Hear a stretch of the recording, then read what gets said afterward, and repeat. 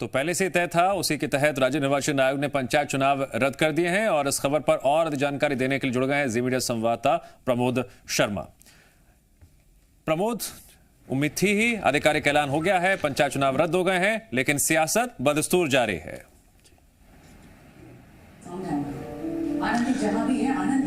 देखिए, जिस फैसले का इंतजार था वो राज्य निर्वाचन आयोग ने उस फैसले का ऐलान कर दिया। मध्य प्रदेश में जो तय तारीखें थी पंचायत चुनाव की, अब उन पर चुनाव नहीं होंगे, पंचायत चुनाव निरस्त कर दिए गए। देखिए, इस वक्त की सबसे बड़ी खबर है और कुछ ही देर पहले राज्य निर्वाचन आयोग ने फैसला लिया है। इंतजार किया जा रहा था, खासकर वो प्रत्याशी जिन्होंने नामांकन भरा था पंचायत चुनाव का, और वो इंतजार कर रहे थे राज्य निर्वाचन आयोग के फैसले का। अब राज्य निर्वाचन आयोग के जो सचिव हैं BS जामोद साहब, वो मेरे साथ मौजूद हैं। सर, बड़ा फैसला, 2-3 दिन से इंतजार चल रहा था, सरकार ने अध्यादेश वापस लिया था, राज्य निर्वाचन आयोग के पाले में था फैसला, निरस्त पंचायत चुनाव। जी हाँ, पंचायत निर्वाचन जो कि राज्य निर्वाचन आयोग ने 4 दिसंबर से घोषित किया था, वो कार्यक्रम निरस्त किया जा चुका है। आदर्श आचार संहिता जो लागू थी वो भी खत्म। जी हाँ, चूंकि निर्वाचन प्रक्रिया ही निरस्त हो गई है, ऐसी स्थिति में आदर्श आचार संहिता जो लागू थी वो भी समाप्त हो गई है।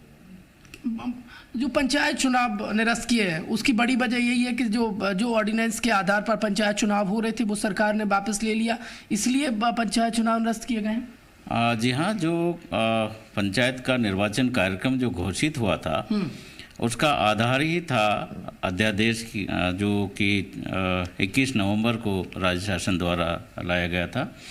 चूंकि राज्य शासन ने 26 दिसंबर को जो अध्यादेश है उसको वापस ले लिया, ऐसी स्थिति में जो हमारे पास जो आधार था, जिसके आधार पर हमने निर्वाचन प्रक्रिया प्रारंभ की थी, वो ही निरस्त हो गया। ऐसी स्थिति में आगे निर्वाचन प्रक्रिया को जारी नहीं रखा जा सकता है, इसलिए ये प्रक्रिया ही निरस्त कर दी गई है।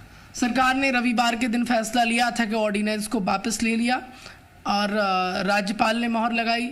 राज्य निर्वाचन आयोग एक एक बिंदु पर विधि विशेषज्ञों से चर्चा कर रहा था, लंबा समय लगा? जी नहीं, कल ही हमें ये सूचना प्राप्त हुई थी विधिवत। उसके पश्चात हमने लगातार विधि विशेषज्ञों से सलाह मशवरा किया है और उसके पश्चात उनकी सलाह के आधार पर ही आज निर्वाचन आयोग ने जो अधिसूचना थी उसको निरस्त किया है। हजारों की तादाद में पंच, सरपंच और जनपद सदस्य और जिला पंचायत सदस्य के वो प्रत्याशी जिन्होंने नामांकन फॉर्म भरा था, सब उनका क्या होगा, क्या प्रोसेस होगी, किस तरीके से उन्होंने जो सिक्योरिटी डिपॉजिट जो मनी की थी वो क्या उन्हें वापस मिलेगी या आगे क्या होगा? जिन भी अभ्यर्थियों ने अपने नॉमिनेशन पेपर्स के साथ निक्षेप राशि जमा की है, उन्हें चिंता करने की कोई ज़रूरत नहीं है।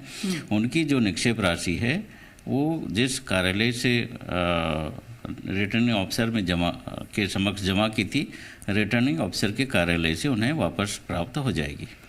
इस वक्त की सबसे बड़ी खबर यही है दिव्यांश के जो प्रत्याशी पंचायत चुनाव में भाग ले रहे थे, वो चाहे तो पंच के हों, सरपंच के हों, जिला पंचायत सदस्य के हों, जनपद सदस्य के हों, उन्होंने जो नामांकन फॉर्म भरा था उसके साथ जो डिपॉजिट मनी होती है वो उन्हें वापस मिलेगी।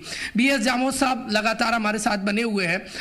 सर, अब आगे राज्य निर्वाचन आयोग किस तरीके से बढ़ेगा, क्योंकि ऑलरेडी जो कहा जा रहा है कि 2020 में इलेक्शन कई सीटों पर हो जाने थे, अब आगे यदि पंचायत चुनाव होंगे तो कब होंगे, राज्य निर्वाचन आयोग किस तरीके से आगे बढ़ेगा इस प्रोसेस में?